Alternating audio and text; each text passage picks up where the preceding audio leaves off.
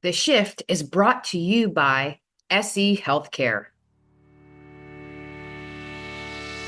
Welcome to The Shift. I'm Dr. Andrea Coyle.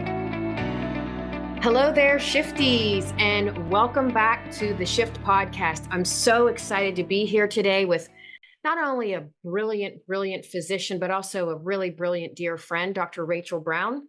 Rachel and I met actually doing some work as it relates to burnout and work-life integration, and tell you a little bit about Rachel, and then we're just going to go at it today, Shifties.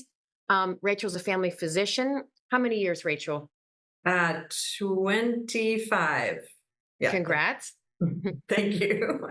Rachel's a corporate wellness specialist, and she's an expert on, we're going to call it healthcare burnout. But one thing I want to start off by asking Rachel is, I go around the country. I know you work with a lot of different healthcare systems.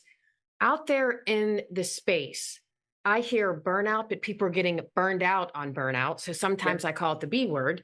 Then I hear people say work-life integration, which I learned from you. I hear people say work-life balance. I hear people say life-work balance. I'm going to shout out to UPenn because they call it life-work balance. Out at Providence, they call it work-life harmony. So shout out to Providence. What are you hearing? Anything different? All of those things. I myself have shifted from work-life balance to life-work harmony, which is kind of another twist on what you've thrown out there. And honestly, when I'm talking to people and asking them to define for me what it is they're looking for, that's what's important to me. And if they happen to land on any of those word packages, then I know what they mean. I'm like you. I try to avoid burnout and even the word resilience now because those are overused, sadly, in the line of work that I do, where I'm working with individuals, groups, and organizations around how to literally re-hardwire our brains to manage stress better. The actual medical term is neuroresilience. And so we do have to use that term from time to time. But yeah, I just try to meet people where they are and find out what they would like, how they'd like to refer to it. And let's face it, you know this, Andrea, it's really more of a vibe than it is, the right term or definition. 100%. And a lot of it is the culture. Yep. So the culture is going to pick up their own language. But I have to tell you, That's thank right. you for saying neuro resilience, because that's a new term. And one thing I wanted to mention, this is a fairly new podcast. I'm really excited about it. And just a quick reminder to anyone new that's joining us, joining the Shifties, this podcast, the genesis was really, when you think about a shift is from moving from one place to another, a change in direction, a change in tendency, a change in position. And so I'm bringing all my incredible guests on to talk about a shift in their life that's made an impact or a difference. And we're going to hear about that today. I'm going to ask you some questions, Rachel. Hopefully you'll give us a lot of words of wisdom. And the other piece is, we want to encourage people to get into healthcare, because what we hear out there is short staffing. Why would you want to get into healthcare? And myself and all my guests are here to say it's such a great profession, and we really change lives. We make the impossible possible. So we want this to be inspirational and motivational. And one of the first things I want to ask you is, tell me a little bit. I love this. You've shared this with me multiple times. Tell me about the difference in how the B word, work-life harmony, work-life integration, shows up in men versus how it shows up in women.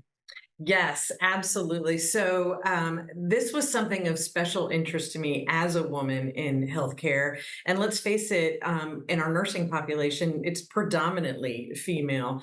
And it wasn't being talked about a lot, Andrea, but there is a great deal of research about it. So I took it upon myself to find out, what do we know about this? And the reality is that women have a few differences in how this manifests and how they respond to the types of stressors and challenges that cause burnout in everyone in healthcare. So the first thing is, they will more likely feel that sense of lack of accomplishment, like they're not making a difference, before a man will. So if you remember the three components of burnout, there's emotional exhaustion, depersonalization, and lack of feeling of accomplishment. And what we find is that men don't tend to get there where women will. We can postulate all day long about why that is and why women tend to never feel like they're enough. That's a sentiment I hear a lot in women in healthcare. So that's one difference that we know. For me, what's more impactful is how women respond and try to solve for that burnout. And again, we're talking about a phenomenon that generally you don't recognize in yourself until after it's happened, right? You get to that place and you think, I just can't do this anymore. And then maybe a few months down the road, you realize, I was burnt out.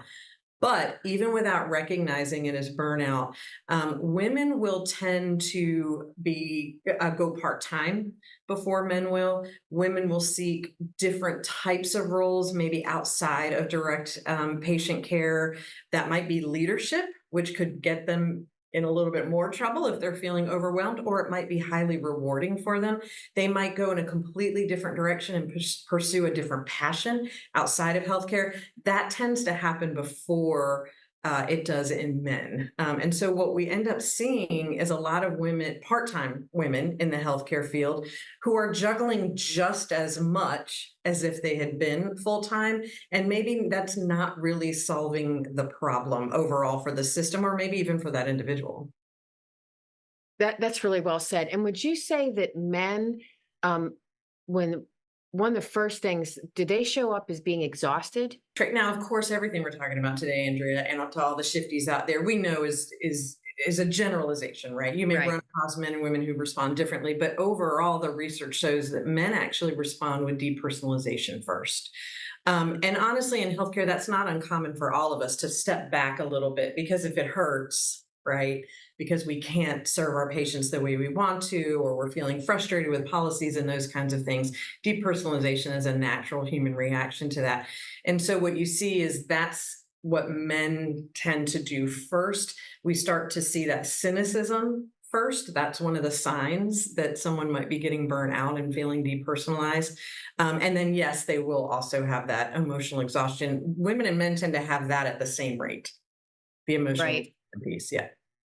And Rachel, I'm very transparent, and I share with my presentations all over the country that I myself suffered from burnout more than once in my career. Yep. And as a younger nurse, 20 plus years ago, I didn't even recognize what it was because we really didn't have a label for it. And if we did, it wasn't as talked about as it is today.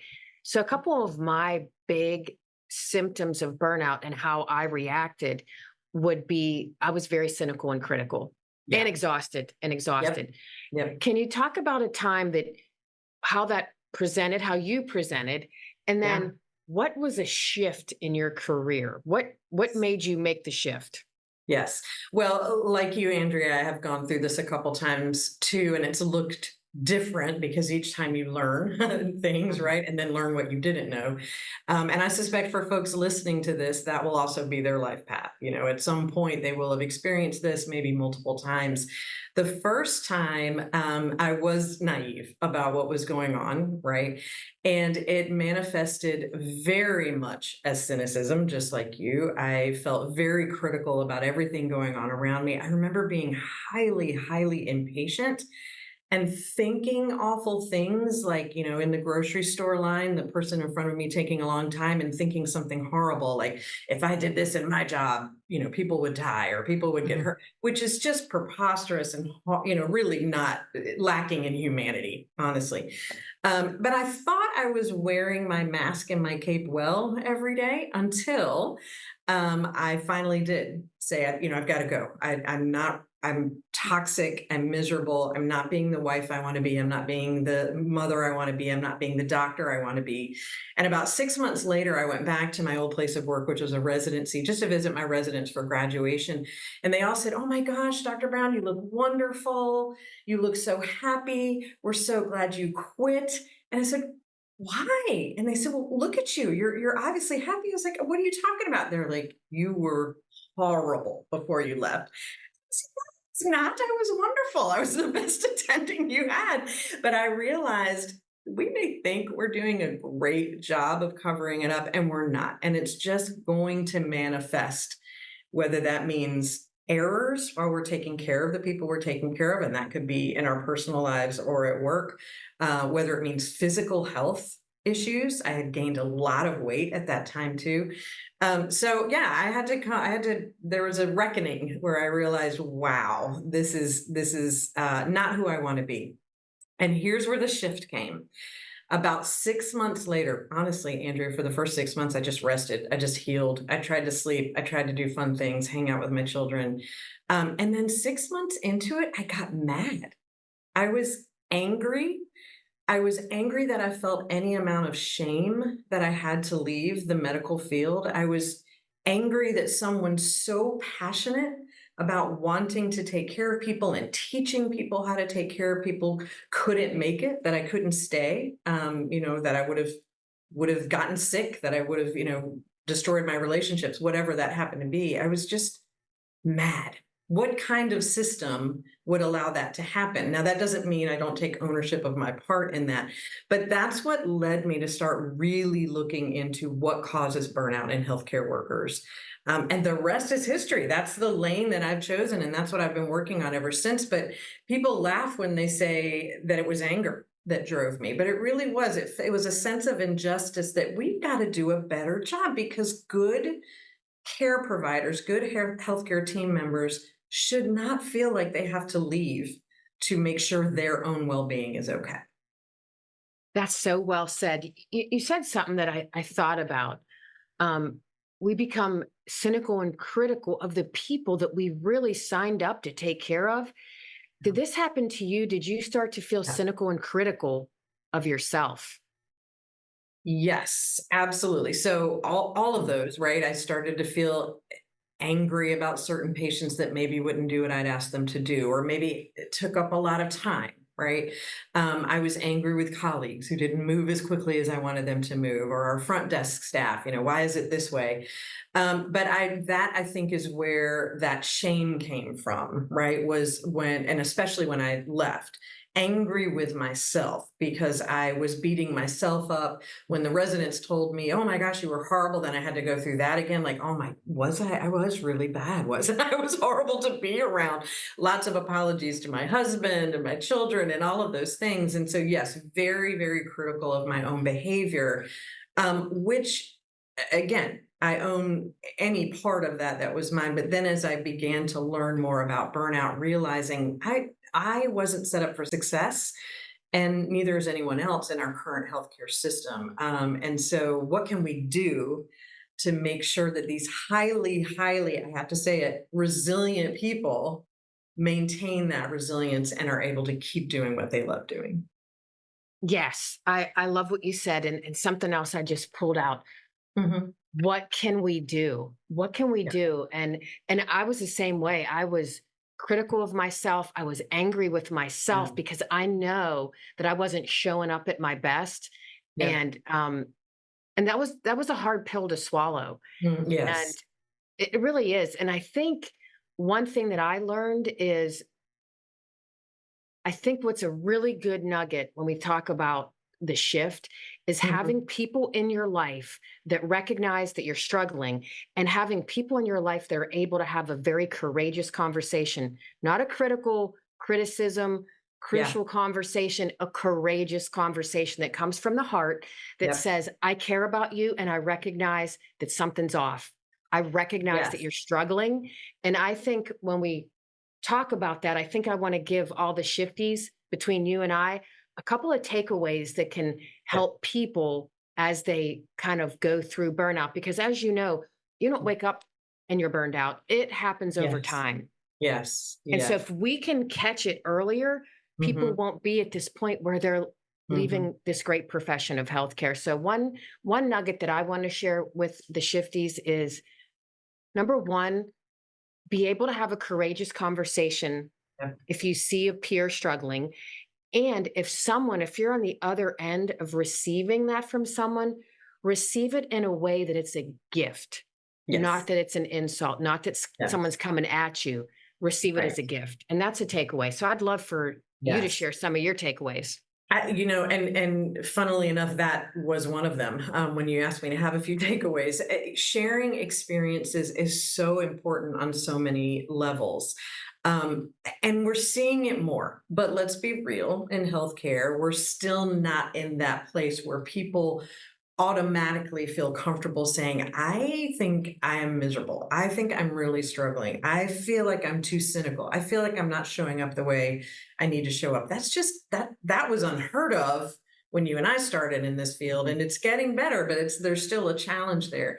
But absolutely, one of my takeaways from over a decade and a half of this work and having gone through burnout a couple of times is shared experiences do more than just offload pressure. That's an important um, goal. So if you and I are talking about our frustrations, or I'm telling you, gosh, I don't think I'm doing well, or you're saying to me, you seem a little more tired, you seem a little more off, are you okay? Whatever that courageous conversation is, that's offloading a lot of steam. But there's so much downstream that happens from that. And some of your shifties may be on board with me on this, and some may not, and that's okay.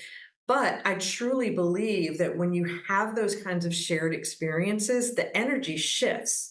So not only personally for us, and there is some literature, by the way, psychologically around this, but not only personally for us in the moment, but when I leave one of those courageous conversations, even if it's been difficult, I am in a different space and in a different sense of openness psychologically for the rest of my day. So there's a downstream domino effect on the rest of my day. Maybe I'm more open with the next person. Maybe they see my light, or they see whatever it is that suddenly I'm not feeling that vibe.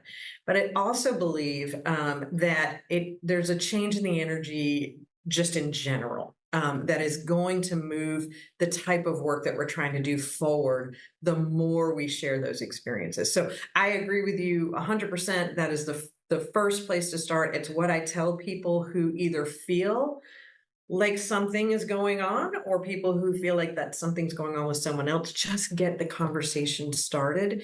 We're not there to solve all the problems. The second takeaway that I would like to share with you is that this is all incredibly personal. Right. So when I first started looking at all of this and doing all the research and looking at what had been tried and what worked and what didn't work, it felt very like, okay, great. So let's go into an organization and set up X, Y, or Z intervention because X, Y, or Z university tried this and it worked. That's a very cookie cutter approach. And I will say that it has a benefit in terms of sending the message to the workforce that it's a priority for the organization, but it tends not to move the needle so much on the overall sentiment that folks are feeling. Okay. And so the type of work that I do is to really work with small groups, departments within an organization, work units, teams, that kind of thing, and find out what is life like for you on this unit. What does it mean to be well on this unit? What are the challenges to that? Because folks who work in the same department are going to have very similar work lives, right? They may all have very unique and personal and individual ideas around what's best for their well-being, but their environment is going to look very similar. And the ability for us to tailor recommendations for a department or a team and then scale them out to a small business, or even have different initiatives in different departments within a small business, is incredible in terms of impact, because you've scaled it, but you've kept it very relevant for that group. So I caution folks to not grasp on to sort of the, like I said, the cookie cutter kind of initiatives, unless you really feel like, yes, this makes sense for me, this makes sense for my team, and really take the time to find out as much. It's just like patient care, right? So if you and I were seeing 3 different folks with diabetes, we're going to manage them completely differently because they all have different lives. They have different approaches. They have different cultural backgrounds. They have different home situations. And so it's the same thing when we're talking about combating burnout in the healthcare workforce. Let's get as down and dirty into the details as we possibly can and tailor it so it makes sense for that particular person, that particular group. And I think a lot of what I'm hearing you say is peer support. There Mhm. is incredible power in peer support. It doesn't mean we all get together and we have a whining session, but if Yes. we're able to share those stories, share those experiences, and then we can relate to them, there's Yes. almost a sense of comfort Yes. and validation. Yes. And the other thing, you kind of teed me up perfectly for this one. I'm the Chief Clinical and Innovation Officer at SE Healthcare. You know that we work together.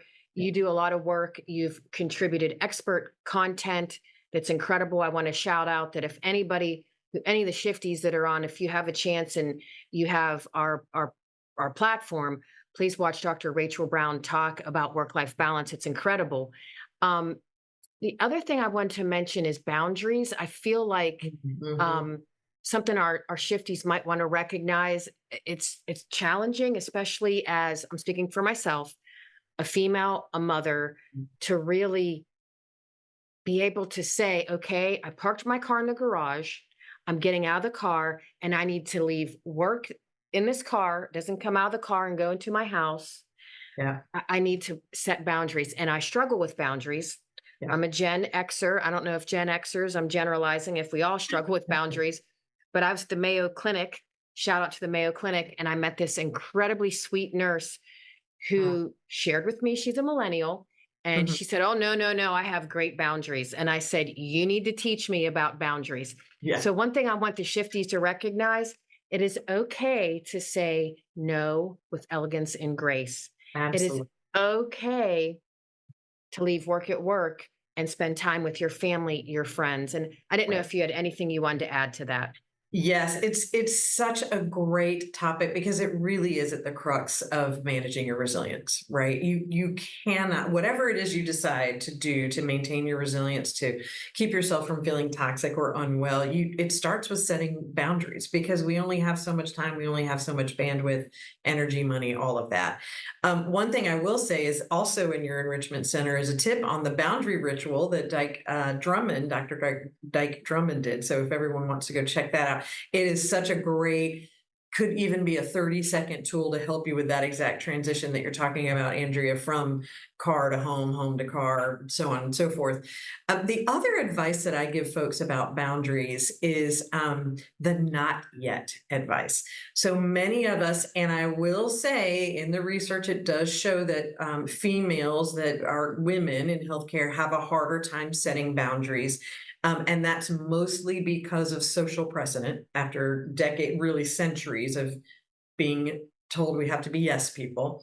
One of the things that can be helpful for someone who has a really hard time psychologically saying no is to say not yet. I do it all the time. It feels a little softer to me, it feels a little gentler, but also think of it from this point of view as well. It also keeps that opportunity open because maybe you do want to be a part of whatever it is you've been asked to do, but maybe you just don't have the bandwidth right now. Maybe you need to see it solidify a little more before you jump onto a crazy bandwagon. And then later you actually, I think this project might take off. Let me be a part of that. So not yet is a great way to really address both sides of that coin and not get yourself overwhelmed and overtasked.